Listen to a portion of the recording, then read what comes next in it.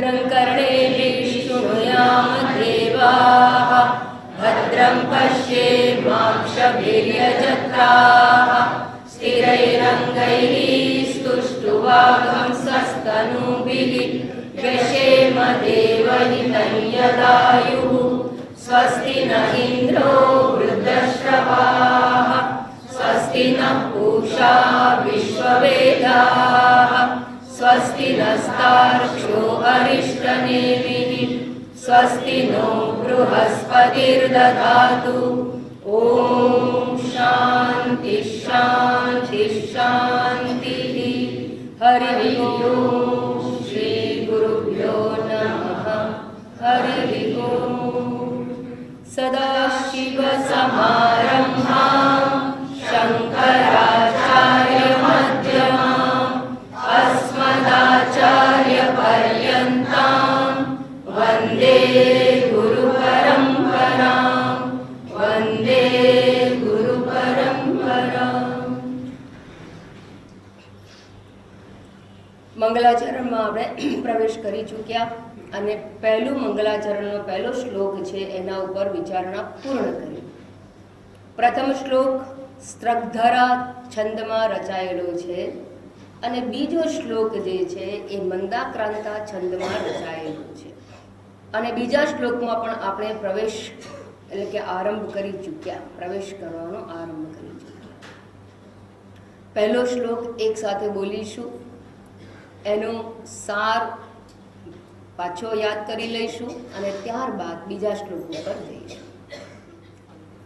प्रज्ञानांशु प्रतानैः स्थिरचरनिकर व्यापिभिर्व्याप्य लोकान् भोक्त्वा भोगान् स्तविष्टान् पुनरपि धिषणो आसितान् कामजन्यान् पीत्वा सर्वान् विशेषान् स्वपिति मधुरमुं मायया भोजयन् माया संख्यातुरीयं परमृतमजं ब्रह्म यत्तन्नतोऽस्मि.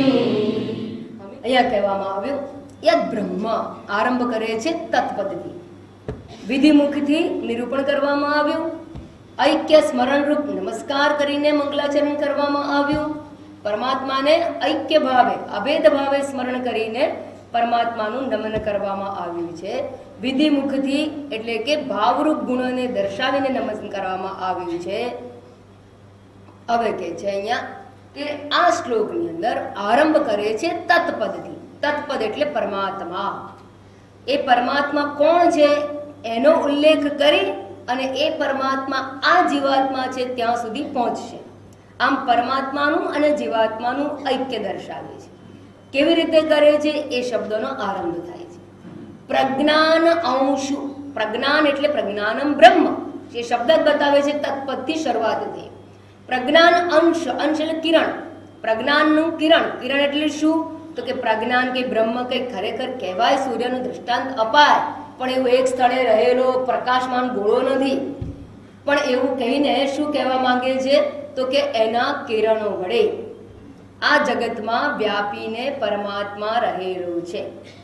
કેવી રીતે? તો હવે એના માટે દ્રષ્ટાંત તો સૂર્યનું લેવાય. સૂર્ય આ જગતમાં વ્યાપીને રહેલો છે. કઈ રીતે? તો કે બે પ્રકારે વ્યાપીને રહેલો છે. એક તો સૂર્યના કિરણો સર્વત્ર વ્યાપીને રહ્યા છે અને આખી પૃથ્વીને ઉજાગર કરે છે, બરાબર. વળી વિશેષ રૂપે પણ એ સૂર્ય રહ્યો છે. ક્યાં? તો કે જળાશયોમાં પ્રતિબિંબ રૂપે, દર્પણમાં પ્રતિબિંબ રૂપે, જ્યાં જ્યાં રિફ્લેક્ટિંગ મીડિયા હોય, જ્યાં જ્યાં પ્રતિબિંબ કરવાનું સામર્થ્યવાળું માધ્યમ હોય, ત્યાં ત્યાં પ્રતિબિંબ રૂપે પણ સૂર્ય રહેલો છે. બસ એવી રીતે આ પરમાત્મા ચૈતન્ય સ્વરૂપે, પ્રજ્ઞાનમ અર્થાત ચૈતન્ય, ચૈતન્ય સ્વરૂપે સર્વત્ર જગતમાં વ્યાપીને રહેલો છે. સાથે સાથે પોતાના કિરણો એટલે કે ચિદાભાસ વડે, ચિદાભાસ એટલે પ્રતિબિંબિત ચૈતન્ય, જેમ સૂર્યાભાસ એટલે પ્રતિબિંબિત સૂર્ય, એમ ચિદાભાસ એટલે પ્રતિબિંબિત ચૈતન્ય. તો પ્રતિબિંબિત ચૈતન્ય રૂપે ક્યાં રહ્યો છે? એ વિશેષ રૂપે દરેક જગ્યાએ ના હોય. જળાશયોમાં જ સૂર્ય પ્રતિબિંબિત થાય, એમ અંતઃકરણની અંદર સૂક્ષ્મ ઉપાધિની અંદર આ પરમાત્મા વિશેષ રૂપે પ્રતિબિંબિત થઈને રહેલો છે. તો એ દર્શાવવા માટે કહું, એના કિરણો વડે સ્થિર ચર નિકર, સ્થિર એટલે સ્થાવર અને જંગમ. સ્થાવરમાં કઈ રીતે, ક્યાં આગળ, તો વૃક્ષ વગેરેની અંદર ચેતન જણાય છે, અભિવ્યક્ત થાય છે. અભિવ્યક્ત ચૈતન્ય રૂપે, એક સામાન્ય ચૈતન્ય રૂપે અને એક અભિવ્યક્ત ચૈતન્ય રૂપે. જેમ સૂર્ય એક સામાન્ય સૂર્ય રૂપે અને એક પ્રતિબિંબિત સૂર્ય રૂપે. એ પ્રતિબિંબિત સૂર્યને જ અભિવ્યક્ત સૂર્ય કહી શકાય. તો એવી રીતે ચિદાભાસ રૂપે એ સર્વ પ્રાણીઓની અંદર, વનસ્પતિ જગત અને પ્રાણી જગતમાં, એટલે પ્રજ્ઞાનાંશુ સ્થિરચર નિકર વ્યાપી વ્યાપ્ય લોકાન, અને વ્યાપી શકે એવી રીતે એ રહેલો હોવાથી એ જગતને વ્યાપીને, લોકાન અર્થાત વિષયાન, જગતના વિષયોને વ્યાપીને રહેલો છે. એ વ્યાપી ગવાથી શું થાય છે, તો કે જ્યાં જ્યાં ચેતનતાની અભિવ્યક્તિ થઈ, ક્યાં થઈ, જ્યાં જ્યાં વિશેષ ચૈતન્ય, બીજા શબ્દોમાં કહીએ તો, આપણે એ પરિભાષા નથી વાપરતા, વિચાર સાગરની પરિભાષા જુદી છે. તો એ જ્યાં જ્યાં ચિદાભાસ રૂપે અભિવ્યક્ત થયો, ત્યાં ત્યાં એ ચૈતન્ય અભિવ્યક્ત થયું. અને એ અભિવ્યક્ત ચૈતન્ય હવે થયું છે શું, માયયા, માયયા ભોજયન. આ પરમાત્મા માયા વડે અર્થાત અવિદ્યાથી આવૃત્ત કરીને આપણને, છીએ તો ચૈતન્ય, પોતાને ચૈતન્ય જ માનીએ છીએ આપણે, અને બધા જ પોતાને ચેતન કહે છે. પણ આપણે કેવું કરીએ છીએ, હવે માયાથી આચ્છાદિત, અવિદ્યાથી આચ્છાદિત હોવાથી આપણે ઉપાધિમાં રહેલા ચેતનને જ હું માની બેઠા છીએ.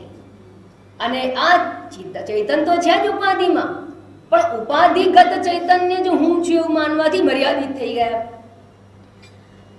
મર્યાદા એ ઉપાધિનો ધર્મ છે, ચૈતન્યનો નહીં. જેમ ડોલમાં રહેલા સૂર્યને જ સૂર્ય માનવામાં આવે તો શું થાય, સૂર્ય મર્યાદિત થઈ જાય. બરાબર, વાસ્તવમાં તો મહાન છે, એમ વાસ્તવમાં ચૈતન્ય મહાન છે, આપણે તો બ્રહ્મ જ છીએ. પણ ઉપાધિગત ચૈતન્યને હું માની બેઠા છે. આવું માનવાથી શું થઈ ગયું, હવે હું આ દેહાદી ઉપાધિવાળી હોવાથી દેહાદીના ધર્મોનું મારામાં આરોપણ થઈ ગયું.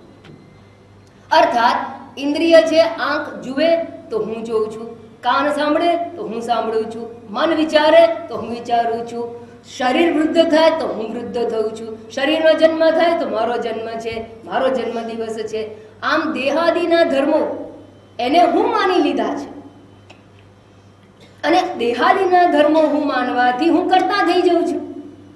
આંખ જુએ છે ને હું જોઉં છું કહીએ એટલે મેં જોવાનું કર્મ કર્યું. કાન સાંભળે છે, હું સાંભળું છું એવું માની લઈએ એટલે મેં સાંભળવાનું કર્મ કર્યું. આમ દરેક ઇન્દ્રિય, મન, બુદ્ધિ વગેરે સાથે તાદાત્મ્ય કરીને હું કરતા બનું છું.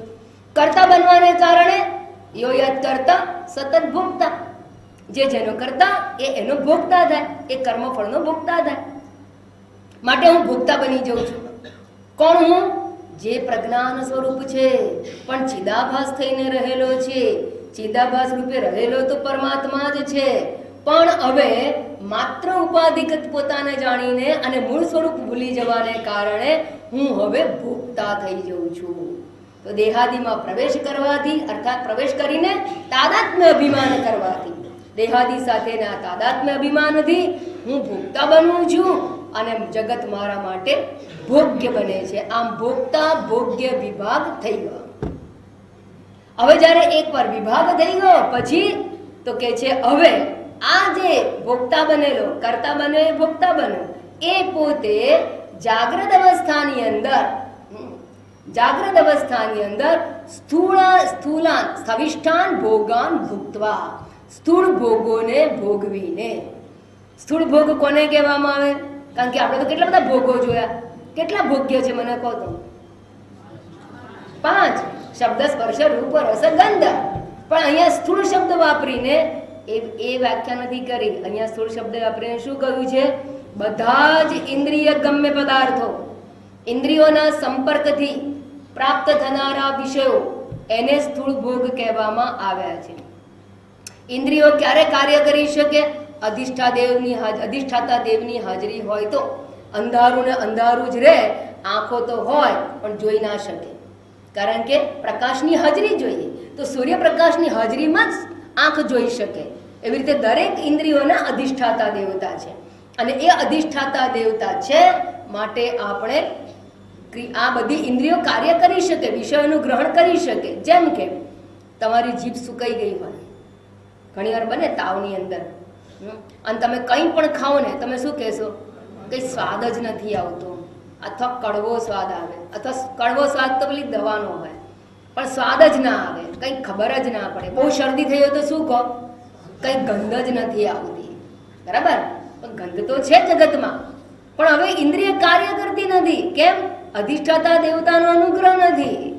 તો ઇન્દ્રિયો અધિષ્ઠાતા દેવતાના અનુગ્રહને પરિણામે જ્યારે કામ કરતી બંધ થાય ને ત્યારે જ ખબર પડે. આ સહજ મળેલું હોય ને એમાં ના સમજાય, પણ જ્યારે કામ કરતી બંધ થાય ત્યારે ખબર પડે. મારી આંખે તકલીફ છે, શું કરું માતાજી? પછી આપણે કઈ આદિત્ય સ્તોત્ર કરો. હા, પણ ત્યારે એમ થાય કે હવે હું કયો ઉપાય કરું, કારણ કે ડૉક્ટર છૂટી પડ્યા છે. તો દેવતાનો અનુગ્રહ જોઈએ. તો અધિષ્ઠાતા દેવતાના અનુગ્રહથી ઇન્દ્રિય દ્વારા વિષયોનો સંપર્ક થવાથી ઉદ્ભવતી સુખાકાર દુઃખાકાર વૃત્તિઓ એને ભોગ કહેવામાં આવે છે. તો એવા એને સ્થૂળ ભોગ કહેવામાં આવે, કારણ કે ઇન્દ્રિયોના સંપર્કથી વિષયોના ગ્રહણથી એ સુખાકાર દુઃખાકાર વૃત્તિ જન્મે છે, માટે એને ભોગ સ્થૂળ ભોગ કહેવામાં આવે. ભોગ તો ખરો પણ સ્થૂળ ભોગ કહેવામાં આવે. તો આટલી વાત પરથી આ સેકન્ડ લાઈનમાં આવતા આવતા વચ્ચે આટલું અધ્યાય છે, એ સમજી લેવાનું છે, બરાબર? કારણ કે એડવાન્સ ટેક્સ છે. એટલે અહીંયા કહે છે પ્રજ્ઞાનાંશુ પ્રતાનૈ સ્થિરચર નિકર વ્યાપીભીર વ્યાપ્ય લોકાન. પછી ભોગતા ભોગ્ય વિભાગ થયો, અને ભોગ્ય પદાર્થો એ ઇન્દ્રિય ગ્રાહ્ય થવાથી એ સ્થૂળ પદાર્થો, અને એ સ્થૂળ પદાર્થોના સંપર્કને કારણે ચિત્તની અંદર જે સુખ દુઃખનો અનુભવ થાય છે એને ભોગ કહેવામાં આવે.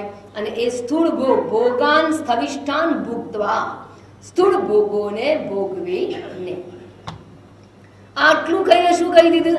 આખી જાગ્રત અવસ્થા પૂરી કરી દીધી. જાગ્રત અવસ્થામાં આટલું જ થાય છે.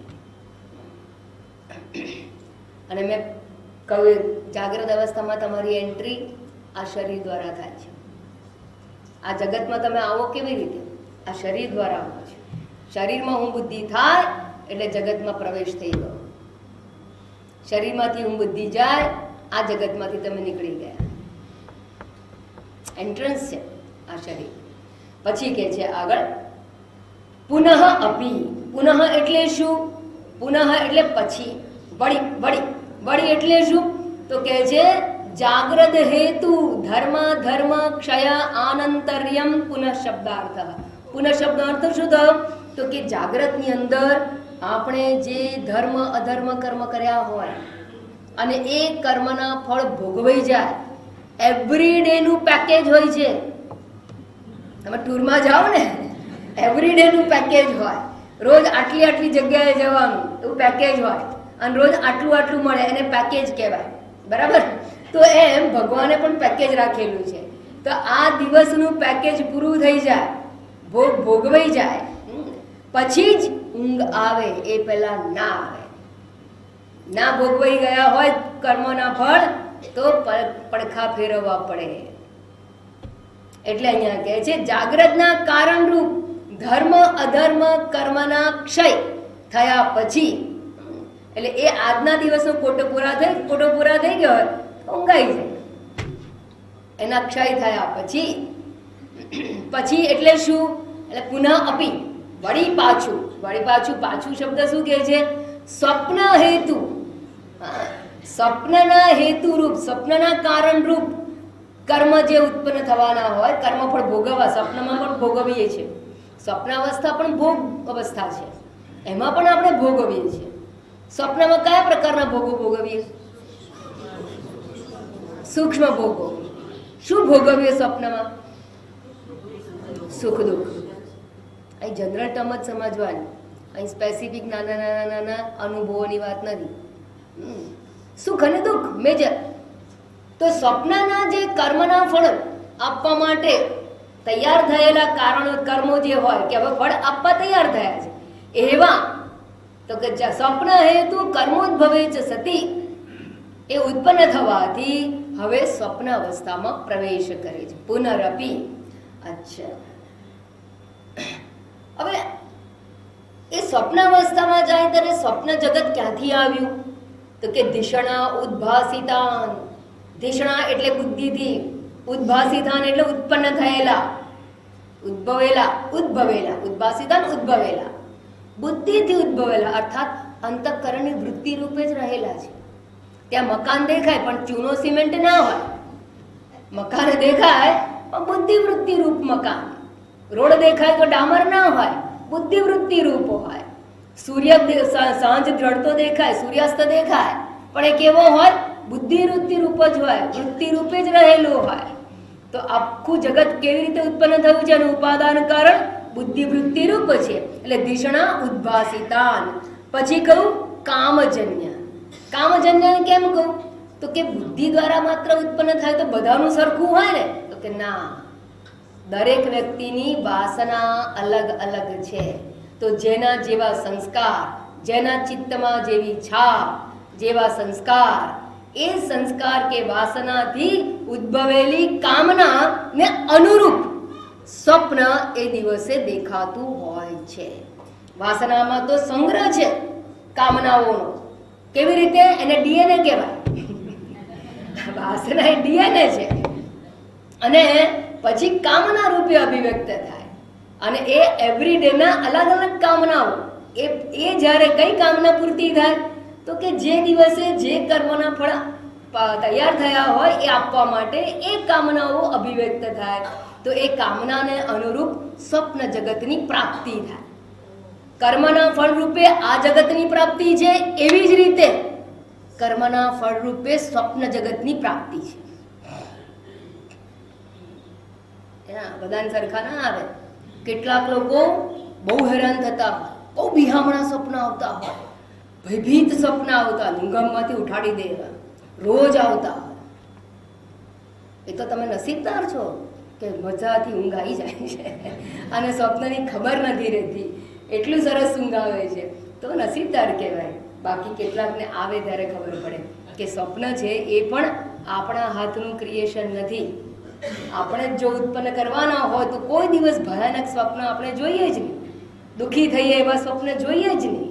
પણ એ આપણા હાથમાં નથી, આપણી અંદર રહેલી વાસનાથી ઉત્પન્ન થયેલી કામનાઓને આધીન છે. એટલે કામજન્યાન.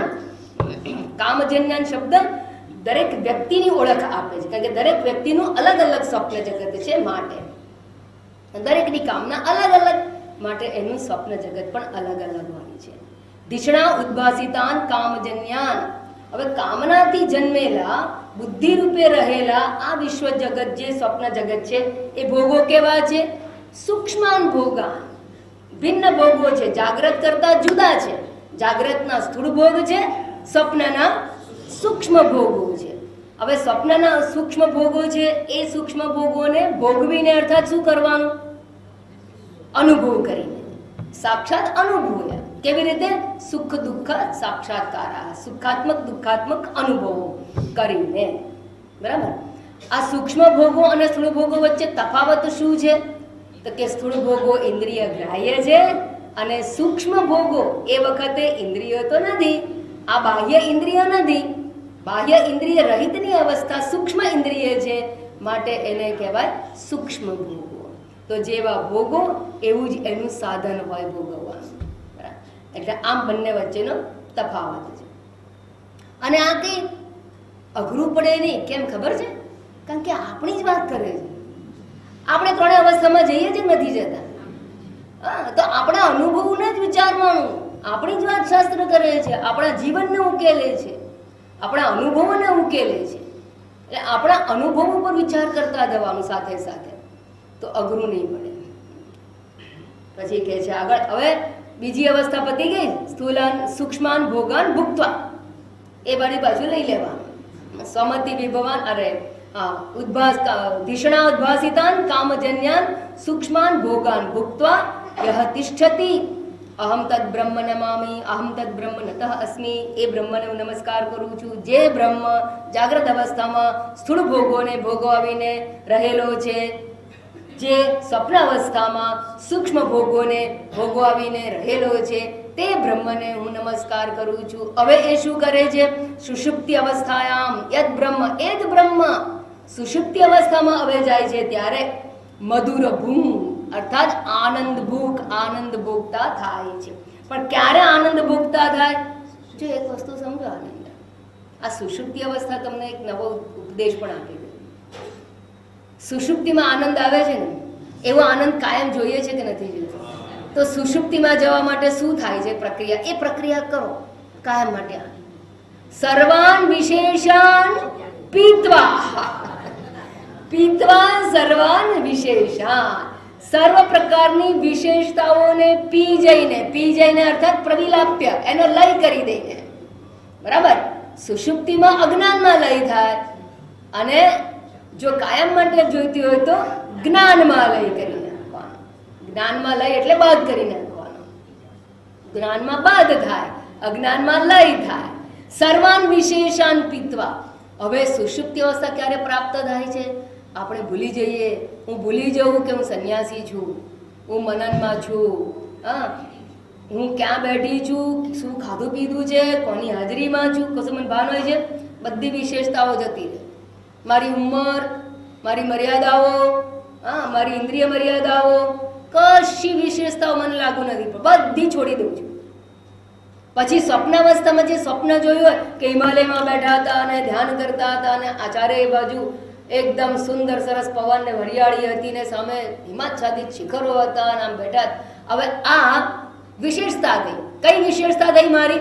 હું ક્યાં છું? એક સ્થળે, એક સમયે, કઈ ક્રિયા કરનાર છું, ધ્યાન કરનાર છું. આ પ્રકારની મારી વિશેષતા, એને પણ પી જાઉં છું. જાગ્રતની વિશેષતા, એને પણ પી જાઉં એટલે એનો પણ લય થઈ જાય છે. અર્થાત સ્થૂળ સૂક્ષ્મ ઉપાધિઓનો લય કરી દઉં છું. સૂક્ષ્મ શરીર અને સ્થૂળ શરીર બંનેને છોડી દઉં છું. અર્થાત બંને સાથેના તાદાત્મ્ય અભિમાનને છોડી દીધા. સ્થૂળનું તાદાત્મ્ય અભિમાન ગયું, સૂક્ષ્મનું તાદાત્મ્ય અભિમાન ગયું. ક્યાં? સુષુપ્તિમાં. એટલે પીત્વા સર્વાન વિશેષાન, બંને પ્રકારની વિશેષતાઓ ગઈ. સ્થૂળ શરીર રૂપે હું જે રહેલો છે તેની વિશેષતા, સૂક્ષ્મ શરીર રૂપે રહેલા હુંની વિશેષતા. સૂક્ષ્મ શરીર રૂપે રહેલા હુંની તો કેટલી બધી વિશેષતા છે, કારણ કે જેટલા અવયવો એટલી વિશેષતા. હું 5 ઇન્દ્રિય વાળી હોઉં તો 5 ઇન્દ્રિયોમાં એક હરખી ચાલતી હોય, એક ઊંધી છતી ચાલતી હોય. બરાબર? હું મનવાળી હોઉં તો મન ક્યાંક ક્યાંક કુદાકુદ કરતું હોય. હું બુદ્ધિવાળી હોઉં તો બુદ્ધિની મર્યાદાથી યુક્ત હોઉં. આ બધી મારી વિશેષતાઓ છે. એ વિશેષતાઓને પણ પી જઉં છું, અર્થાત એનો પણ લય કરી નાખું. અર્થાત હું નિર્વિશેષ થઈ જઉં છું. સર્વાન વિશેષાન પીત્વા, હું નિર્વિશેષ થઈ જાઉં છું. ક્યાં? સુષુપ્તિ અવસ્થામાં. પણ સુષુપ્તિ અવસ્થા સ્વાભાવિક પ્રાપ્ત થાય છે, કુદરતી રીતે પ્રાપ્ત થાય છે. સમાધિમાં પણ એવું જ હોય, વિશેષતાઓ જતી રહે, પણ એ પ્રયત્નપૂર્વક પ્રાપ્ત કરેલી અવસ્થા છે. આ સ્વાભાવિક પ્રાપ્ત થતી અવસ્થા છે. તો કે જે પીત્વા સર્વાન વિશેષણ, અત્યારે સમાધિ વચ્ચે નહીં લાવતા, ખાલી હું તો બાય ધ વે સમજાવું છું. પણ કારણ કે એ તો તમે સમજી નહીં શકો, આગળ બધું વધારે ગૂંચવાડા કરશો. તો અત્યારે માત્ર સુષુપ્તિ, પીત્વા સર્વાન વિશેષણ એટલે શું? અને જ્યારે વિશેષ, બધી વિશેષતાઓ વાળી ઉપાધિઓને આપણે છોડી દઈએ, મધુરભૂમ થઈ જઈએ, આનંદ ભોગતા થઈ જઈએ. તો સુષુપ્તિમાં એ આ આત્મા, જે આત્મા જાગ્રતમાં સ્થૂળને ભોગવતો હતો, અને કોણ ભોગવાડાવતું હતું? જે બ્રહ્મ જાગ્રતમાં સ્થૂળને ભોગવાડાવતું હતું, સ્વપ્નમાં સૂક્ષ્મ ભોગ ભોગવાડાવતું હતું, અને સુષુપ્તિની અંદર આનંદને ભોગવાવે છે. મધુરભૂમ પીત્વા સર્વાન વિશેષણ સ્વપિતિ મધુરભૂમ. આ બધું આ બ્રહ્મ કેવી રીતે કરે છે? માયા ભોજયન. આપણને જાગ્રત અવસ્થા વાળા, સ્વપ્ન અવસ્થા વાળા, સુષુપ્ત કોણ બનાવે? માયા વડે બનાવે છે ભગવાન. તો માયા ભોજયન, માયા દ્વારા ભોગવાવીને. માયા દ્વારા એટલે કલ્પિતા. માયા મિથ્યા છે, માટે મિથ્યા ભોગ છે, મિથ્યા ભોગતા છે. તો મિથ્યા રૂપે ભોગવાવીને માયા ભોજયન. સુષુપ્તિ અવસ્થાયામ સર્વાન વિશેષાન પીત્વા સ્વાત્મની અજ્ઞાને પ્રવિલાપ્ય સ્વપિતિ, પોતે સૂઈ જાય છે. સુષુપ્તિ અવસ્થામાં સ્વપિતિ, સ્વપિતિ અર્થાત સૂઈ જાય છે. સમ અપીતો ભવતી સ્વપિતિ ભવતી. છાંદોગ્ય ઉપનિષદમાં કહેવામાં આવ્યું સમ અપીતો ભવતી. સમ એટલે પોતાના. કયો પોતે? અહીંયા સુષુપ્તિમાં હું કોણ છું? કારણ આત્મા. હું કોણ છું? કારણ રૂપે રહેલો આત્મા. તો કારણ આત્માની અંદર પોતાના અજ્ઞાન આવૃત્ત આત્મા, કારણ આત્મા એટલે અવિદ્યા ઉપાધિ વાળો આત્મા, એવા અવિદ્યા ઉપાધિ વાળો આત્મા, અજ્ઞાન આવૃત્ત આત્મા અપિતઃ પ્રાપ્ત ભવતી. એવા અજ્ઞાન રૂપી ઉપાધિ વાળા હુંની અંદર આ બધું જતું રહે છે, એને પ્રાપ્ત થઈ જાય છે. અર્થાત કારણ ભાવેન તિષ્ઠતી. આ આત્મા કારણ રૂપે રહેલો છે. યદ બ્રહ્મ, આવો જે બ્રહ્મ છે, જે ત્રણેય અવસ્થાઓનો માયા વડે અનુભવ કરાવનારો છે. કોને અનુભવ થાય છે? મને. એટલે હું રૂપે અનુભવ કરાવે છે એ બ્રહ્મ, પ્રત્યેગાત્મા. યદ બ્રહ્મ એટલે તત્નું એ કરી અને ત્રણ અવસ્થાનો ભોગતા કોણ? જીવાત્મા. તો એ બ્રહ્મ જીવાત્મા રૂપે પણ રહેલો છે એવું બતાવી દેવામાં આવ્યું. અને પછી કે છે એવો જે બ્રહ્મ છે તદ બ્રહ્મ, તો માયાવી બ્રહ્મ થઈ ગયું. તો માયાવી બ્રહ્મ નિકૃષ્ટ થઈ જશે? તો કે ના, પરમ. એ પરમ છે, એ તો ઉત્કૃષ્ટ જ છે. એ તો મિથ્યા છે, માટે મિથ્યા હોવાથી કઈ એ સત્ય નથી, વાસ્તવિક નથી એનું માયાવી હોવું પણ. એ બધા તો મિથ્યા છે, માટે બ્રહ્મ તો પરમ છે, ઉત્કૃષ્ટ જ છે. એવા અજન્મ અમર બ્રહ્મ એ કયો છે? ક્યાં રહેલો છે? તો કે તુરિયમ. તુરિયમ એટલે ચોથો. ચોથો એટલે કઈ રીતે? હવે જો તે બ્રહ્મને જાગ્રત ભોગના સ્થૂળ ભોગતા કયો, સૂક્ષ્મ ભોગતા સ્વપ્નનો કયો, આનંદ ભોગતા સુષુપ્તિનો કયો, એ બ્રહ્મ હવે આ ત્રણ અવસ્થાનો ભોગવનારો કોણ છે? જીવાત્મા. એ બ્રહ્મ જ આ જીવાત્મા રૂપે રહેલો છે. બરાબર? ઉપાધિને લીધે એ ત્રણેય અવસ્થાઓને ભોગવે છે. એવો જે બ્રહ્મ એટલે તદ બ્રહ્મ તમ રૂપે થઈ ગયો. અને એવો એ બ્રહ્મ છે, તો એ બ્રહ્મ પોતે કેવો કહેવાય? ત્રણ અવસ્થા વાળો કહેવાય? ના, એનાથી ચોથો, અર્થાત એનાથી ભિન્નતા બતાવવા ચોથો કયો છે. ક્રમાનુસાર ચોથો નહીં એવું સમજાવવા માટે માયા સંખ્યા કહેવામાં આવી. ચોથી સંખ્યા જેને આપવામાં આવી એ માયા દ્વારા, ત્રણ માયા દ્વારા કલ્પિત છે. અને એ કલ્પિત ત્રણેય અવસ્થાથી જુદો હોવાથી એને ચોથો કયો. વાસ્તવમાં એ ચોથો નથી, અધિષ્ઠાન રૂપ, ત્રણેય અવસ્થાનો અધિષ્ઠાન રૂપે રહેલો છે. માટે એનાથી ભિન્નત્વ દર્શાવવા માટે તુરીય શબ્દનો પ્રયોગ કરેલો છે. બરાબર? તો પછી ચોથો કહેવાની જરૂર કેમ પડી? ત્રણ અવસ્થા છે એટલી. તો ત્રણ અવસ્થા અને ચોથું તો દ્વૈત થઈ ગયું. તો કે નાના, ત્રણ અવસ્થા કલ્પિત છે. માયા કલ્પિત છે. અને માયા કલ્પિત છે અર્થાત આરોપિત છે, વાસ્તવિક નથી. અને વાસ્તવિક શું છે? એકમ એવ અદ્વિતીય. તો ત્રણેય અવસ્થાઓ કેવી છે? રજ્જુ સર્પવત છે. જેમ દોરીમાં સાપ દેખાય તો સાપનું એક છેડો છે, એ સાપનું શું હોય? મોં. વચ્ચે સાપનું શરીર, છેલ્લે સાપની પૂંછડી. આ ત્રણ થયું ને? હવે આ ત્રણે દોરીમાં કલ્પિત છે. તે દોરીમાં કયા ત્રણ ભાગ હોય? હવે દોરીના ત્રણ ભાગ બોલા. દોરીમાં કોઈ ભાગ ના. બસ એમ જાગ્રત, સ્વપ્ન અને સુષુપ્તિ આ ત્રણ આરોપિત છે બ્રહ્મમાં. એ બ્રહ્મ કે જેમાં આ ત્રણ આરોપિત છે, તો હવે આ બ્રહ્મના કેટલા વિભાગ? એક પણ નહીં. સારું, તો આરોપિત જે છે એના કેટલા વિભાગ? આરોપિત છે એટલે જ કલ્પિત છે. એના વિભાગ શું ગણવાના? જે કલ્પિત હોય એના 500 પાડો ને 1000 પાડો કે ગમે તે પાડો, એ વાસ્તવમાં છે જ નહીં. જે સર્પ વાસ્તવમાં છે જ નહીં, એના ત્રણ વિભાગો હોય કે ના હોય કહેવાનો મતલબ જ નથી રહેતો કઈ. આમ કહીને શું કહે છે? એકમેવ અદ્વિતીયમ બ્રહ્મ પ્રતિપાદિત થયું.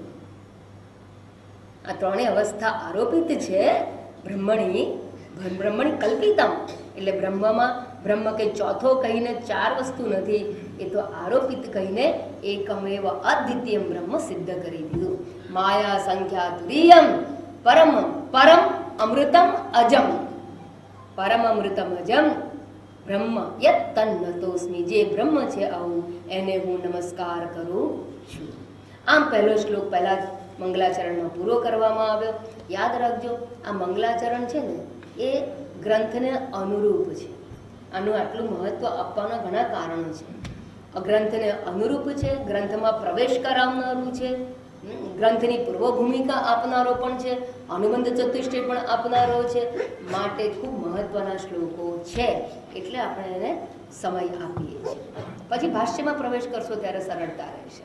હવે બીજો શ્લોક કે યો વિશ્વાત્મા વિધિજ વિષયાન, યો વિશ્વાત્મા વિધિજ વિષયાન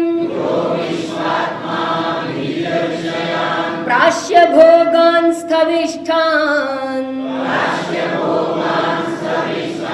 પ્રાશ્ય ભોગાન સ્થવિષ્ઠાન પશ્ચાચાન્યાન સ્વમતિ વિભવાન, પશ્ચાચાન્યાન સ્વમતિ વિભવાન જ્યોતિષા સ્વેન સૂક્ષ્માન, જ્યોતિષા સ્વેન સૂક્ષ્માન સર્વાનેતાન પુનરપિ શનૈઃ, સર્વાનેતાન પુનરપિ શનૈઃ સ્વાત્મનિ સ્થાપયિત્વા, સ્વાત્મનિ સ્થાપયિત્વા हित्वा सर्वान् विशेषान् विगत गुणगणः,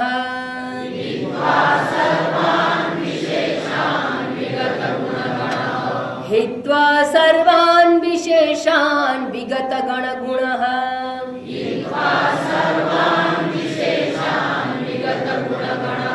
पात्वसौ न स्तुरीयः, पात्वसौ न स्तुरीयः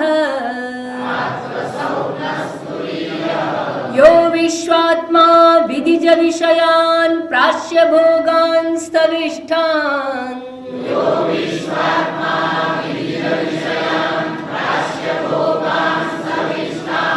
पश्चाचान्यान् स्वमति विभवान् ज्योतिषा स्वेन सूक्ष्मान्,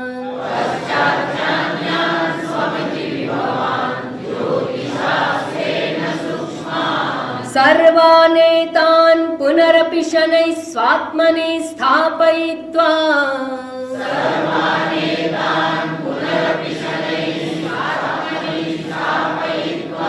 हित्वा सर्वान् विशेषान् विगत गुणगणः पात्वसौ न स्तुरीयः,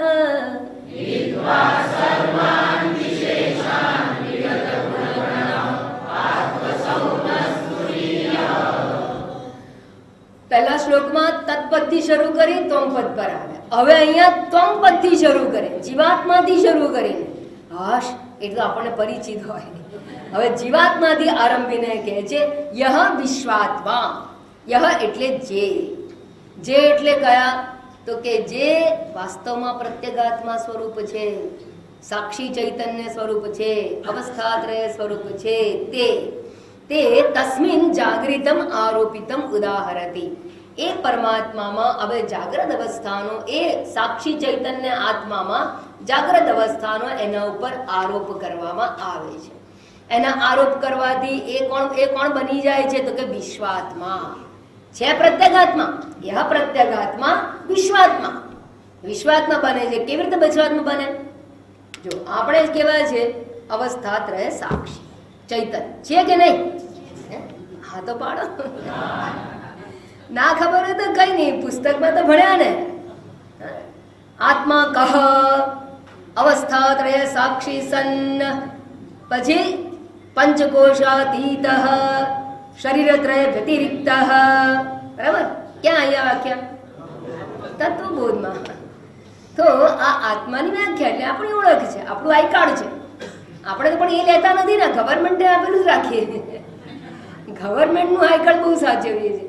શાસ્ત્ર આપે છે, શ્રુતિ આપણું આઈ કાર્ડ આપે છે, એને રાખો તો દંડ નહીં થાય. કયો દંડ નહીં થાય? પુનર્જન્મનો. હા, એની અહીંયા કહે છે યહ એ સાક્ષી ચૈતન્ય આત્મા. હવે વિશ્વાત્મા કહેવાય. એ વિશ્વાત્મા ક્યારે કહેવાય? તો વિશ્વાત્મા શબ્દમાં બે શબ્દ છે, વિશ્વ અને આત્મા. મસ્ત એની બહુ સુંદર વ્યાખ્યા ટીકાકાર આપે છે. એટલે ટીકા સાથે જોઈએ આપણે. વિશ્વમ, વિશ્વમ એટલે શું? પંચીકૃત પંચમહાભૂત તત્કાર્યાત્મકમ સ્થૂલમ જગત વૈરાજમ શરીરમ. ગઈકાલે હું બોલી ગઈ હતી એટલે ફાસ્ટ બોલું. ફરી ધીરે ધીરે બોલીશ તો તમને સમજાઈ જશે. અને હું તમને તમારી સ્ટાઇલ બતાવું છું કે સંસ્કૃત હોય કે ગમે તે ધીરે. આ ગ્રંથો ગુજરાતી હોય ને તો પણ એક એક શબ્દને ભારપૂર્વક વાંચવા યોગ્ય ગ્રંથો હોય છે. એના અર્થને મગજમાં લેતા લેતા જવાનું, નોવેલની જેમ નહીં વંચાયા. એટલે અહીંયા કહે છે વિશ્વમ એટલે શું? પંચીકૃત પંચમહાભૂત તત્કાર્યાત્મકમ. પંચીભૂત પંચીકૃત પંચમહાભૂતનું કાર્ય કોણ છે? સ્થૂલમ જગત. બરાબર. અને એ સ્થૂળ જગતનું બીજું નામ શું છે? પરમાત્માનું વિરાટ સ્વરૂપ. આ સ્થૂળ જગતને વિરાટ કહેવામાં આવે. આવડી ગયું? તો વિશ્વ શબ્દનો અર્થ છે વિરાટ. હવે કહે છે કે આત્મા. આત્મા એટલે શું? તો કે આ વિરાટ જેવું શરીર છે એમાં બધાના શરીરો આવી ગયા, બધાના સ્થૂળ શરીર આવી ગયા. પણ એમાંના એક સ્થૂળ શરીરમાં પ્રવેશ કરીને તત્ સૃષ્ટ્વા તદેવાનુપ્રાવિશત, એમાં પ્રવેશ કરી ગયા. કોણ? ચૈતન્ય. કેવી રીતે? ચિદાભાસ રૂપે. દર્પણમાં આપણો પ્રવેશ થાય. કેવી રીતે થાય? પ્રતિબિંબ રૂપે. એમ ચિદાભાસ રૂપે પ્રવેશ કર્યો અને પ્રવેશ કરવાથી શું થયું? આ સ્થૂળ શરીર ચેતનવંતું થઈ ગયું. ચેતનવંતું થયેલું સ્થૂળ શરીરને હવે આપણે હું એવું અભિમાન કરીને રહીએ છીએ. તો જાગ્રતની અંદર આ સ્થૂળ દેહમાં હું અભિમાન કરનારો. આ અભિમાન કોણ કરે? જડ કે ચેતન? ચેતન. જડ કોઈ ના કરે. આ ટેબલ કઈ અભિમાન ના કરે. છે ચેતન અભિમાન કરનારો. પણ અભિમાન કોનું કર્યું? સ્થૂળનું. તો સ્થૂળ દેહમાં અભિમાન કરનારો એટલે વિશ્વનું અભિમાન કરનારો.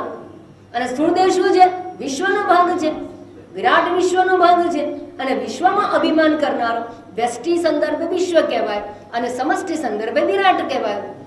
અને એ વિશ્વનું અભિમાન કરનારો જે ચૈતન્ય છે એને વિશ્વાત્મા કહેવામાં આવે. સ્થૂળ દેહમાં અભિમાન કરનારો ચૈતન્ય એ વિશ્વાત્મા. યો વિશ્વાત્મા જે વાસ્તવમાં પ્રત્યેગાત્મા છે, અવસ્થાત્રય સાક્ષી છે, શરીરત્રય વ્યતિરિક્ત છે, પંચકોશ અતીત છે, એવો જે આ આત્મા પ્રત્યેગાત્મા વિશ્વાત્મા બન્યો. ક્યારે? જાગ્રત અવસ્થાની અંદર. કેવી રીતે બન્યો? સ્થૂળ દેહમાં હું બુદ્ધિ કરીને. This is just concept. બુદ્ધિ માત્ર યાદ રાખજો. બુદ્ધિ માત્ર તમારા બંધનનું કારણ છે અને એ બુદ્ધિને દૂર કરો. ખોટી બુદ્ધિ, ભ્રાંત બુદ્ધિ, એને જ મોક્ષ કહ્યો છે. બંધન અને મોક્ષ કોઈ ભૌતિક વસ્તુ નથી. આ બુદ્ધિ જ છે જે સ્થૂળ દેહમાં હું કરી ભાવ કરીને રહે. એટલે એનું નામ પડી ગયું વિશ્વાત્મા. આ વિશ્વાત્મા હવે શું કરે છે? વિધિજ વિષયાન. વિશ્વાત્મા એટલે શું? તસ્મિન જાગરીતે ચ અહમ મમ ઇતિ અભિમાનવાન ઇત્યર્થઃ. જાગ્રત અવસ્થાની અંદર આ સ્થૂળ દેહમાં હું અને મારું, સ્થૂળ દેહમાં પણ હું અને મારું કરે. અને સ્થૂળ દેહમાં હું કરવાથી ટેબલ મારું, ચશ્મા મારા, એમ જગતમાં મમ બુદ્ધિ અને દેહમાં હું બુદ્ધિ. અને ક્યારેક ક્યારેક દેહમાં મમ બુદ્ધિ પણ મારો હાથ દુખે છે, મારી કેડ રહી ગઈ છે. તો આ બધા મમ મારો ભાવ પણ કરીએ છીએ અને હું ભાવ પણ કરતા હોઈએ. હું મૂકું છું ત્યારે હાથમાં હું ભાવ કરે અને મારો હાથ દુખે છે લખી લખીને તો શું થયું? મમ ભાવ થઈ ગયો. તો દેહમાં હું અને મમ બંને ભાવ, જગતમાં મારો ભાવ. જગતમાં હું ભાવ નથી કરતા આપણે. આનાથી મર્યાદાની બહાર આપણે ક્યાંય હું ભાવ નથી કરતા. તો કેમ? કે ચેતન નથી. જડમાં મમત્વ બુદ્ધિ છે, ચેતનમાં હું બુદ્ધિ છે. તો આવું જે કરીને રહેલો છે એને વિશ્વાત્મા કહેવામાં આવે. આ વિશ્વાત્મા શું કરે છે? હવે ભોગવે છે. ભોગવવાનું છે, આખું જિંદગી ભોગવવાનું છે. આપણે ભોગીઓ જ છીએ, ભોગવીએ જ છીએ, એટલે યોગી થવાનું કહેવાયું છે. શું ભોગવો છો? વિધિજ વિષયાન પ્રાશ્ય. પ્રાશ્ય અશનમ, અશ ધાતુ પરથી આવે છે. અશનમ એટલે ખાવું, ખાવું એટલે ભોગવવું. પ્રાશ્ય પ્રકર્ષણ અશનમ એટલે ભોગવીને. શું ભોગવીને? વિધિજ વિષયાન. કયા વિષયો છે? ભોગાન સ્થવિષ્ઠાન ભોગાન. વિધિજ વિષયાન સ્થવિષ્ઠાન ભોગાન પ્રાશ્ય. એટલે શું? વિધિજ એટલે વિધિ શબ્દ કર્મ બતાવે છે. આગળ સમજી ગયા. વિધિ એટલે ધર્મ અને અધર્મ કર્મ બંનેના ઉપલક્ષણાર્થે વિધિ કહેવામાં આવ્યું. એટલે ધર્મ અધર્મ કર્મથી જન્મેલા. બધા સરખા કર્મ કરીએ છીએ? બધાના ભિન્ન ભિન્ન કર્મ માટે બધાના ભિન્ન ભિન્ન સંજોગ, ભિન્ન ભિન્ન અવસ્થાઓ બધાની ભિન્ન ભિન્ન છે. કેમ? કારણ કે બધાના કર્મો ભિન્ન ભિન્ન છે અને કર્મના અધીન. યાદ રાખજો મિત્રો, સગા સંબંધી આ બધું આપણને આપણા કર્મને અનુરૂપ મળે છે. એ તો જવા દો, આપણા નાક નકશા, કલર બલર બધું, હાઈટ બોડી બધું આપણને આપણા આ ડીએનએ પણ કર્મના ફળરૂપે મળે છે. અને આપણી જન્મ તારીખે કર્મના ફળરૂપે હોય છે. એટલે ગ્રહો નક્ષત્રો આપણને હોય તે પણ કર્મના ફળરૂપે હોય છે. તો ક્યારે શનિની પનોતી મૂકવી એ કર્મના ફળરૂપે મૂકેલી છે. કારણ કે એ વખતે તમારા પાપ કર્મનો ઉદય થવાનો હોય એટલે આપણે બીજા જ્યોતિષ કે શનિની પનોતી, પણ આપણે શું કહીએ ને? પાપ કર્મનો ઉદય. તો આ બધું કર્મને આધીન. વિધિજ વિષયાન, તો વિધિથી જન્મેલા એટલે કે કર્મથી જન્મેલા. વિધિજ વિષયાનો અર્થ કહે છે અહીંયા ટીકાકાર, વિધિ ધર્મ નન અનુબંધેન પ્રશ્લેષેણ તતઃ વ્યતિરિક્ત અવિધિ અધર્મ તાભ્યામ ધર્માધર્માભ્યામ. આ ધર્માધર્મ પણ કર્મ એટલે ધર્મ ને અધર્મ કર્મો કરીએ છીએ. કેમ? તો કે છે અવિદ્યા કામ પ્રસૃતાભ્યામ. અવિદ્યા કામ પ્રસૃતાભ્યામ એટલે અવિદ્યા અને કામનાઓથી જન્મે છે. કર્મ ક્યાંથી જન્મે? કામના હોય પ્રમાણે કર્મ થાય. કામના કેમ થાય છે? અજ્ઞાનને કારણે. તો અવિદ્યાથી જન્મે કામના, કામનાથી જન્મે કર્મ, અને કર્મથી જન્મે કર્મના ફળ, અને કર્મના ફળ રૂપે પ્રાપ્ત આપણને આ જગત આપણા સંજોગો છે. તો અજ્ઞાન કાળે કામનાપૂર્વક કરેલા કર્મોથી જે ફળ ઉત્પન્ન થયા એને વિધિજન્ય વિષય કહેવામાં આવે છે. વિધિજ વિષયાન. વિધિજ વિષયાન પછી કે છે ભોગાન સ્થવિષ્ઠાન ભોગાન પ્રાશ્ય. અહીંયા વિષય પ્રાપ્ત થયા પણ બધા વિષયો ભોગ્ય નથી હોતા. પણ ભોગવવા યોગ્ય જે ભોગો છે એને ભોગવીને. પ્રાશ્ય એટલે ભોગવીને. કયા ભોગોને ભોગવે છે? તો કે સ્થવિષ્ઠાન ભોગાન. સ્થવિષ્ઠાન એટલે કેવા? સ્થૂળ ભોગોને ભોગવીને. સ્થૂળ કોને કહેવામાં આવે? હવે તમને આવડવું જોઈએ.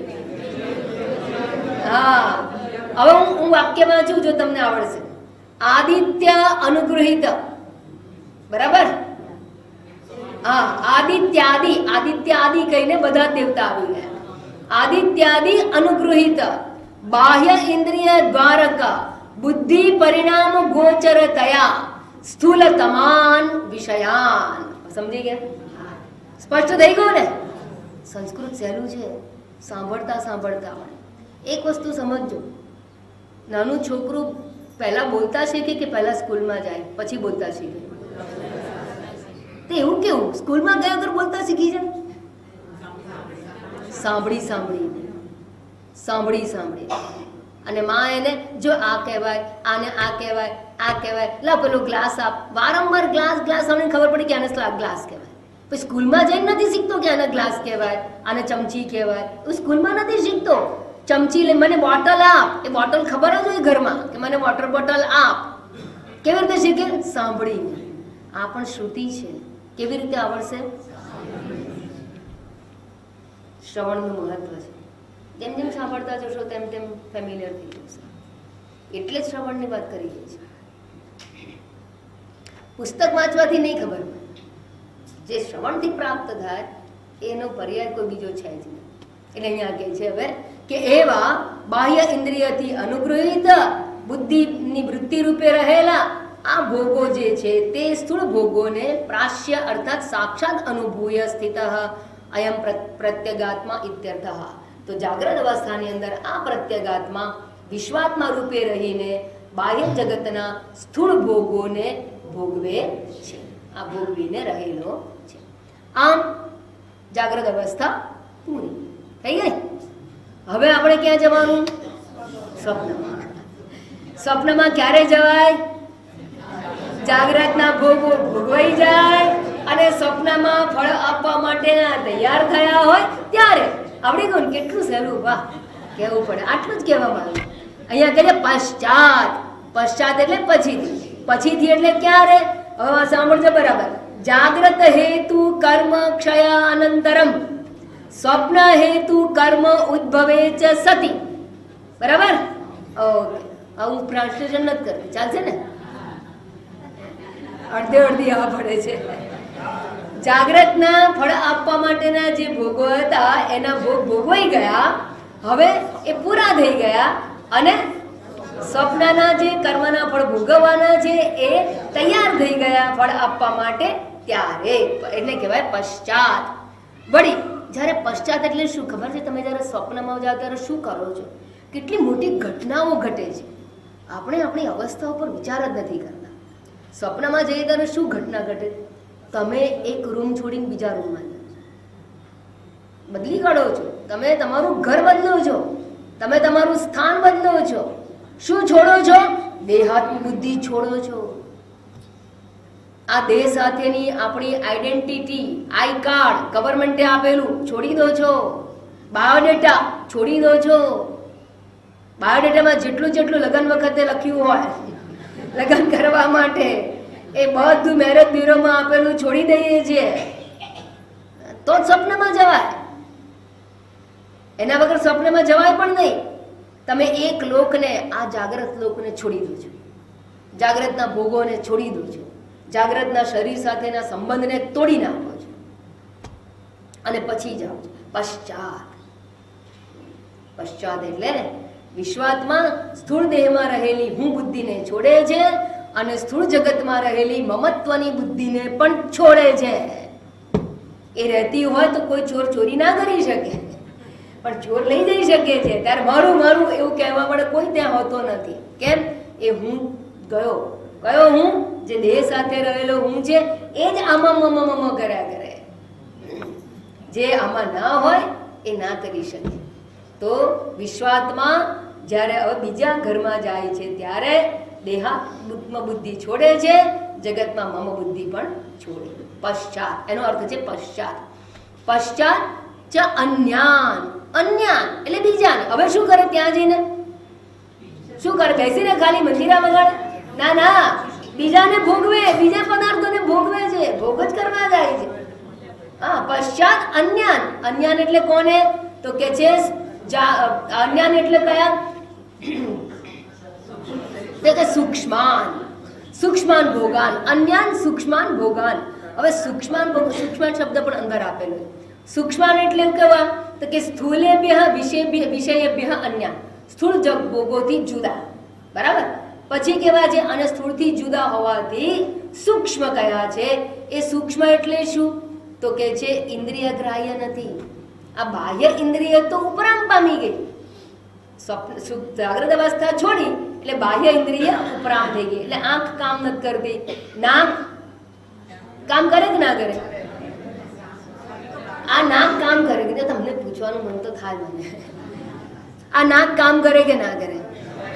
ઊંઘે ત્યારે નાક કામ કરે એટલે એનો અર્થ કે ઘ્રાણેન્દ્રિય કાર્યરત છે ને. ભલે આ નેત્રેન્દ્રિય બંધ થઈ ગઈ પણ ઘ્રાણેન્દ્રિય તો કાર્યરત છે ને. યાદ રાખજો. હવે સમજો, પ્રાણ જુદા છે, પ્રાણને જુદી કેટેગરીમાં મૂક્યા છે અને ઇન્દ્રિયોને જુદું. આ નાક દ્વારા, હવા દ્વારા જ સુગંધ આવે છે, વાયુમાં જ સુગંધ રહેલી છે. બરાબર? બરાબર સમજો. પહેલા આ થોડી સૂક્ષ્મ વિચારણાઓ હોય, જમ્પ નહીં મારો, એ તો પછી છટકી જશે તમારા મનમાં. આ વાયુ લઈએ છીએ, આ વાયુ જે છે, વાયુ ગંધ નિવાસ કાલે વાત થઈ ને, તો વાયુમાં જ સુગંધ છે. હવે સુઈ ગયા છો ત્યારે આ વાયુ તો અંદર જાય છે, પણ વાયુ અંદર ના જાય છે, પણ ઘ્રાણેન્દ્રિય કાર્યરત નથી, પ્રાણ કાર્યરત છે. માત્ર પ્રાણ જાગે છે સુષુપ્તિમાં, ઇન્દ્રિય નહીં. કેવી રીતે સમજાય? તો કે વાયુ તો અંદર જાય છે પણ સુગંધનું ભાન હોતું નથી. નહીં તો આપણે ઊંઘી ગયા હોય અને કોઈ મજાના ભજીયા તળતા હોય, એ તો સારો દિવસ બનાવે છે, એ તો રાત્રે ઊંઘી ગયા બનાવે, આપણને ખબર જ ના પડે. કેમ? નાક તો શ્વાસ લે છે, વાયુ તો જાય છે, વાયુની અંદર સુગંધ જવી જોઈએ કે ના જવી? જવી જોઈએ, પણ ઇન્દ્રિય હાજર નથી, એનું ધ્યાન લેનાર, એની નોંધ લેનાર. એટલે બાહ્ય ઇન્દ્રિય ઉપરામ પામી ગઈ. એમ તો કાને ખુલ્લા છે, ડૂજા મારી નથી સુતા આપણે, પણ ઢંઢેરો પીટતો હોય, મોટે મોટેથી ક્રિકેટ મેચ જોવાતી હોય, પણ આપણા નસ્કોરા બોલતા હોય તો આપણને એ નથી સંભળાતા. આપણા નસ્કોરા નથી સંભળાતા, બીજાને ખબર પડે કે આ નસ્કોરા બોલે છે, બીજાની ઊંઘ બગડે, આપણી નહીં બગડતી. કેમ? કાન તો ખુલ્લા છે પણ ઇન્દ્રિય ઉપરામ પામી ગઈ. હવે સમજાય છે હું શું કહું? હા, આપણા અનુભવનો જ વિચાર કરવાનો. શાસ્ત્ર બીજું કંઈ છે જ નહીં, સહેલામ સહેલું છે. પણ આપણને સારું પારકી પંચાયતમાં જ રસ પડી ગયો. એટલે પારકી પંચાયત બહુ અઘરી છે, એ સાચી થતી બી નથી. આ સાચું છે, આપણે આમાં ધ્યાન આપીએ તો કલ્યાણ થઈ જાય. બાહ્યેન્દ્રિયાણામ ઉપરતત્વાત, બાહ્યેન્દ્રિય ઉપરામ થઈ જાય અને અવિદ્યા કામ કર્મ પ્રેરિત, અવિદ્યા અને કામનાથી પ્રેરાયેલ શું? સ્વમતિ વિભવાન, પોતાની મતિ કોનાથી પ્રેરિત થાય છે? અવિદ્યા અને કામનાથી. અવિદ્યાને લીધે કામના, અને કામનાથી પ્રેરાયેલી આપણી બુદ્ધિ, એ બુદ્ધિથી ઉત્પન્ન થયેલા. ત્યાં કહ્યું તો ધિષણા ઉદ્ભાસિતાન, અહીંયા કહ્યું છે સ્વમતિ વિભવાન. મતિ વિભવાન કો કે ધિષણા ઉદ્ભાસિતાન કો, બંને સ્વપ્નાવસ્થા માટે એક જ સરખું છે. તે પોતાની મતિ એટલે કે બુદ્ધિથી ઉત્પન્ન થયેલા. પ્રભવાત પ્રસુદાન અંતઃકરણાત્મનઃ વાસનામયાન. આ સ્વપ્ન જગત કેવું છે? અંતઃકરણ રૂપ જ રહેલું છે, બુદ્ધિ રૂપે રહેલું છે, અર્થાત અંતઃકરણ રૂપે રહેલું છે. સ્વમતિ વિભવાન, બુદ્ધિથી ઉત્પન્ન થયેલા, બુદ્ધિ ઉત્પાદન કારણ છે. ઉપાદાન કારણ બુદ્ધિ હોય તો એ બધું બુદ્ધિ રૂપ જ છે, એટલે કે અંતઃકરણની વૃત્તિ રૂપ જ છે. અને એ કેવી ક્યાંથી આવ્યું છે? વાસના, વાસનાજન્ય. એટલે અલગ, બધાનું અલગ અલગ હોય છે. પોતાની ત્યાં કહું કામજન્ય, તો એ સમજી લેવાનું અહીંયા. સ્વમતિ વિભવાન એટલે વાસનાજન્યાન, વાસનામયાન. અચ્છા, હવે પદાર્થો તો ઉત્પન્ન થાય, સ્વપ્ન જગત તો ઉત્પન્ન થાય, એને જોવાનું કઈ રીતે? આપણી પાસે આંખ તો કીધું ઉપરામ પામી ગઈ, સૂર્યપ્રકાશ છે નહીં, આંખ તો ઉપરામ પામી ગઈ. તો એ સ્વપ્નના આપણા સુંદર સુંદર દ્રશ્યો હોય, અને કીધા બધા સ્વીટ ડ્રીમ, આપણા સ્વીટ ડ્રીમ હોય, એ જોવાનું કેવી રીતે? તો કે છે સ્વેન જ્યોતિષા. જો જ્યોતિષા સ્વેન, સ્વેન જ્યોતિષા, પોતાની જ્યોતિથી, અર્થાત આદિત્યાદિ જ્યોતિષામ અસ્તમિતત્વાત આત્મભૂતેન એવ જ્યોતિષા વિષયીકૃતાન. અર્થાત પોતાની જ જ્યોતિથી જણાનારા, પોતાની જ્યોતિથી જ વિષય થયેલા, એટલે કે અનુભવાતા. કોના દ્વારા અનુભવાય છે? પોતાની આત્મજ્યોતિ, એને આત્મજ્યોતિ કહેવામાં આવે. હવે તમે સ્વપ્નમાં જ્યારે કોઈ પર્વજ વિચાર કરો, અથવા સ્વપ્નમાં જાઓ ત્યારે વિચાર કરો કે હું અત્યારે જે આ જોઉં છું, આપણે ગયા હિમાલયમાં તો નદી કિનારે બેઠા, ઊંઘી ગયા હતા, નદી કિનારે બેઠા છે, સૂર્યોદય થાય છે, પંખી અવાજ કરે છે, અને મોર ટવકા કરે છે, પોપટ ઉડે છે, અને મોર કળા કરે છે. આપણું ધ્યાન મોર તરફ પણ જાય છે. હવે આ મોરને કળા કરતો જુએ છે, કઈ જ્યોતિથી જોવાય, કયા પ્રકાશમાં જોવાય? હવે એ આત્મજ્યોતિ જો કહેવાતી હોય તો એ જ્યોતિ આ સૂર્ય જેવી છે, આ બત્તી જેવી છે, આ દીવા જેવી છે, ટ્યુબલાઇટ જેવી છે, એલઈડી લાઇટ જેવી છે, અગ્નિ કોના જેવો એ છે? બધાથી ભિન્ન. એને ચૈતન્ય જ્યોતિ કહેવામાં આવે છે. સ્વેન જ્યોતિષા એ ચૈતન્ય જ્યોતિ છે. આત્મા ચૈતન્ય સ્વરૂપ છે, એ જ જ્યોતિ સ્વરૂપ કહેવાય, એ જ પ્રકાશ સ્વરૂપ કહેવાય, એને જ જ્ઞાન સ્વરૂપ કહેવાય. આ ચારે પર્યાય શબ્દો છે. ચિત્ત સ્વરૂપ, જ્ઞાન સ્વરૂપ, પ્રકાશ સ્વરૂપ અને ચૈતન્ય સ્વરૂપ, જ્યોતિ સ્વરૂપ. આ બધા પર્યાય શબ્દો છે. એ આત્મજ્યોતિ છે કે જેના લીધે આખું સ્વપ્ન જગત જણાય છે. સ્વેન જ્યોતિષા વિષયીકૃતાન અર્થાત અનુભૂય અપંચીકૃત પંચમહાભૂત તત્કાર્યાત્મક સૂક્ષ્મ પ્રપંચમ. આ સૂક્ષ્મ પ્રપંચ છે ને, હવે બહુ મહત્વની વાત કરી. હવે શું થાય છે કે આ જે સ્વપ્ન જગત ઉત્પન્ન થયું, એ સ્વપ્ન જગત શેમાંથી ઉત્પન્ન થયું? અને ઉપાદાન કારણ શું કહ્યું? ઉપાદાન કારણ શું કહ્યું?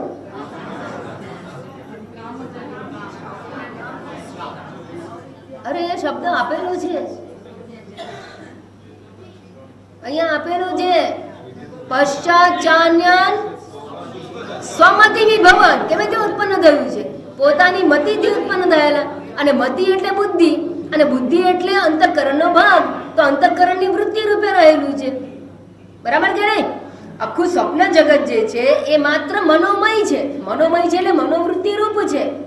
અને મનોવૃત્તિ રૂપ છે, અંતઃકરણની વૃત્તિ રૂપ છે. હવે આ અંતઃકરણની વૃત્તિને સૂક્ષ્મ પ્રપંચ કહેવામાં આવે. બરાબર? અંતઃકરણની વૃત્તિ સ્થૂળ છે કે સૂક્ષ્મ છે? સૂક્ષ્મ છે. એટલે સૂક્ષ્મ શરીર અંતર્ગત અંતઃકરણ આવ્યું, એ સૂક્ષ્મ છે. હા, હવે આ જે સૂક્ષ્મ વૃત્તિ છે, એ સૂક્ષ્મ વૃત્તિ બધાની સૂક્ષ્મ વૃત્તિઓ ભેગી થાય, સમષ્ટિ સૂક્ષ્મ વૃત્તિ, એને શું કહેવામાં આવે? હિરણ્યગર્ભ. આ સમષ્ટિ સ્થૂળને શું કહેવાય? વિરાટ. અને સમષ્ટિ સૂક્ષ્મને શું કહેવાય? હિરણ્યગર્ભ. બરાબર? હા, તો હવે સાંભળો. અને આ કેવું છે? સૂક્ષ્મ. સૂક્ષ્મ એટલે કેવું? તો કે આ જે જગત છે શેમાંથી ઉત્પન્ન થયું? આ સ્થૂળ જગત શેમાંથી ઉત્પન્ન થયું? પંચીકૃત પંચમહાભૂતમાંથી. પંચીકરણ થતું નથી ત્યાં સુધી આ જગત ઉત્પન્ન થતું નથી. પંચીકરણ થયા પછી આ જગતની ઉત્પત્તિ થઈ. પંચીકૃત પંચમહાભૂત પહેલા આવ્યા અને એમાંથી આ જગત બન્યું. બરાબર? તો પંચીકૃત પંચમહાભૂતનું આ જગત છે. તો સૂક્ષ્મ જગત જે છે એ કયા મહાભૂતમાંથી ઉત્પન્ન થયું? હા, એટલે સૂક્ષ્મ શરીર અપંચીકૃત પંચમહાભૂતમાંથી ઉત્પત્તિ છે. સમજાયું? એટલા માટે માનલું કે પહેલા થોડા પ્રકરણ ગ્રંથો ભણવા પડે. સૂક્ષ્મ જે જગત છે, સ્વપ્ન જગત સૂક્ષ્મ છે, એના ભોગો સૂક્ષ્મ છે. અને સૂક્ષ્મ જગત જે છે એ શેમાંથી ઉત્પન્ન થયું છે? અપંચીકૃત પંચમહાભૂત. સ્થૂળ જગતની ઉત્પત્તિ પંચીકૃત પંચમહાભૂતમાંથી છે અને સૂક્ષ્મ જગતની ઉત્પત્તિ અપંચીકૃત પંચમહાભૂતમાંથી છે. હવે સાંભળો. અપંચીકૃત પંચમહાભૂત તત્કાર્યાત્મકમ સૂક્ષ્મ પ્રપંચમ. ફરી બોલું છું. અપંચીકૃત પંચમહાભૂત તત્કાર્યાત્મકમ, એના કાર્ય રૂપે શું રહ્યું છે? સૂક્ષ્મ પ્રપંચ. એ સમગ્ર સૂક્ષ્મ પ્રપંચને શું કહેવામાં આવે? હિરણ્યગર્ભ. હિરણ્યગર્ભ શરીરમ. અને એ હિરણ્યગર્ભનું અલાયદું સ્થાન, માત્ર સૂક્ષ્મ જ જગત હોય એ સ્થાન કયું છે? સ્વપ્નાવસ્થા. આનું સ્થાન ક્યાં છે? જાગ્રત અવસ્થા. સ્વપ્નમાં આ સ્થૂળ નથી. બરાબર? આ સ્થૂળ જગતનું સ્થાન જાગ્રત અવસ્થા છે. એમ સૂક્ષ્મનું સ્થાન અલાયદું, એકલી સૂક્ષ્મ જ અવસ્થા હોય એ ક્યાં છે? સ્વપ્નાવસ્થા. એટલે એનું સ્થાન સ્વપ્નાવસ્થા છે. અને આ છે, હવે શું કરીએ છીએ? આ સ્વપ્નાવસ્થામાં હિરણ્યગર્ભ શરીર એટલે કે સૂક્ષ્મ શરીર, એમાં અભિમાન કરવામાં આવે તો જ સ્વપ્નના પદાર્થોનો ભોગ થાય. આ સ્થૂળ પદાર્થોનો ભોગ ક્યારે થાય? આ સ્થૂળ દેહનું અભિમાન કરીએ ત્યારે. સ્થૂળ ઉપાધિના અભિમાનથી સ્થૂળ ભોગો ભોગવાય, સૂક્ષ્મ શરીરના અભિમાનથી સૂક્ષ્મ ભોગો ભોગવાય. એટલે જગત તો ઉત્પન્ન થઈ ગયું. જગત ઉત્પન્ન થાય, સ્વપ્ન જગત ઉત્પન્ન થવાથી ભોગવાતું નથી. પણ સ્વપ્ન જગતની અંદર એક કાલ્પનિક શરીર, સૂક્ષ્મ શરીર, જેને આપણે હું એવું માની લઈએ છીએ, તાદાત્મ્ય અભિમાન કરીએ છીએ, એમાં પ્રવેશ કરી નાખીએ છીએ અને તાદાત્મ્ય અભિમાન કરીએ છીએ. પછી હું સૂર્યોદય જોઉં છું, હું મોરની કળા જોઉં છું, પછી એ જોનારું દ્રશ્ય આવ્યું. પહેલા હું દ્રષ્ટા બનું છું. દ્રષ્ટા કેવી રીતે બનું છું? સ્વપ્નમાં રહેલા કાલ્પનિક શરીરમાં હું બુદ્ધિ કરીને. બરાબર? તો કહે છે અહીંયા કે એવું જે સૂક્ષ્મ શરીરમાં અભિમાન વાળો જે થાય છે એ કોણ થાય? ચેતન કે જડ? કારણ કે અંતઃકરણની વૃત્તિ જડ છે. અંતઃકરણની વૃત્તિ રૂપે આખું જ સ્વપ્ન જગત છે. તો સ્વપ્ન જગત જડ કહેવાય કે ચેતન? જડ. પણ હવે પેલો પ્રત્યેગાત્મા જે અવસ્થાત્રય સાક્ષી છે એ હવે શું કરે છે? અહીંયા ઘૂસ્યો. પહેલા અવસ્થાત્રય સાક્ષી હતો, જાગ્રત જગત ઉત્પન્ન થયું, આમાં ઘૂસી ગયો અને વિશ્વાત્મા થઈ ગયો. સ્વપ્ન જગત ઉત્પન્ન થયું તો એમાંય ઘૂસી ગયો. આમ તો છે જુદો, પણ ઘૂસી ગયો અંદર. શેમાં ઘૂસી ગયો? સૂક્ષ્મ શરીરમાં, કાલ્પનિક શરીરમાં હું બુદ્ધિ કરી નાખી. અંદર પ્રવેશ કરવો એટલે ઘૂસી જવું, અર્થાત એમાં હું બુદ્ધિ કરી દેવી. આઈડેન્ટિફાય કર્યું અને એક શરીરમાં આઈડેન્ટિફાય કરીને હવે એવો સૂક્ષ્મ શરીર અભિમાની ચૈતન્ય છે. તો ચૈતન્ય આત્મા, પણ સૂક્ષ્મ શરીર સાથે અભિમાન કરવાથી એ શું બની જાય છે? મિસ્ટર તૈજસ, તૈજસ આત્મા. તો જાગ્રતમાં એનું નામ પડી જાય છે વિશ્વાત્મા અને સ્વપ્નમાં એનું નામ થાય છે તૈજસ આત્મા. અને આવી રીતે એ સ્વપ્ન અવસ્થામાં રહેલો છે. તૈજસ આત્મા ભવતી. હિરણ્ય ગર્ભરૂપ ઈશ્વરના સૂક્ષ્મ શરીરમાં અહંતા મમતા કરીને, સૂક્ષ્મ પ્રપંચમાં મમત્વ, સૂક્ષ્મ શરીરમાં અહંતા, એવી રીતે અભિમાન કરીને, તાદાત્મ્ય અધ્યાસ કરીને તૈજસ નામ વાળો થાય છે. અને એનું સ્થાન કયું છે? સ્વપ્ન, ભિન્ન અવસ્થા. યાદ રાખો, અત્યારે જાગ્રતમાં પણ સૂક્ષ્મ શરીર છે કે નહીં? છે, પણ પ્રાધાન્ય કોનું છે? સ્થૂળ. બરાબર? એટલે વિશ્વાત્મા કહેવાય. અને સ્વપ્નમાં સ્થૂળ તો છે જ નહીં, સૂક્ષ્મ છે.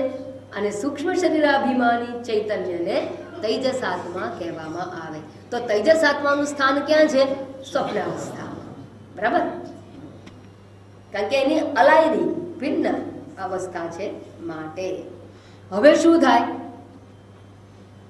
જાગ્રત, સ્વપ્ન, પછી શું આવે? સુષુપ્તિ. એટલે હવે આ પ્રત્યેગાત્મા ઉપર સુષુપ્તિ અવસ્થાનો આરોપ કરવામાં આવે છે. સુષુપ્તિ કલ્પનામ દર્શાયતી. હવે કહે છે, હવે આ બે વાક્ય થઈ ગયા.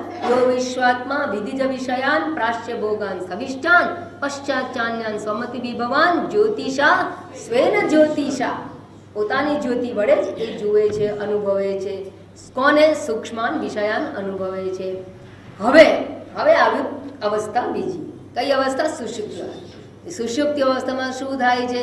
સર્વાન એતાન પુનરપી શનૈહિ સ્વાત્મની સ્થાપયિત્વા. ફરીથી પોતે એતાન સર્વાન, હવે એતાન સર્વાન તો ખબર પડી ગઈ. એતાન સર્વાન સ્વાત્મની, પોતાની અંદર સ્થાપી દે છે, અર્થાત પ્રવિલાપ્ય, લય કરીને. કેવી રીતે? શનૈહિ, ધીરે રહીને. એટલે શું એનો અર્થ છે? પહેલા આખો શ્લોક વાંચે. આપણે પહેલી એક લાઈન શ્લોકની પૂરી કરી, બીજી લાઈન બાકી છે. એક શ્લોક આખો બોલી જઈએ. એક સાથે.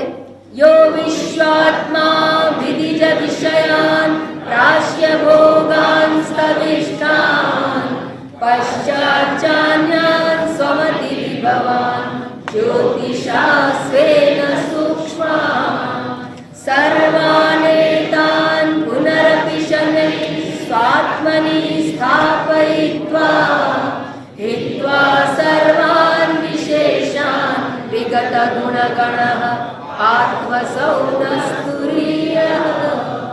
ॐ पूर्णमदः पूर्णमिदं पूर्णात् पूर्णमुदच्यते पूर्णस्य पूर्णमादाय पूर्णमेवावशिष्यते।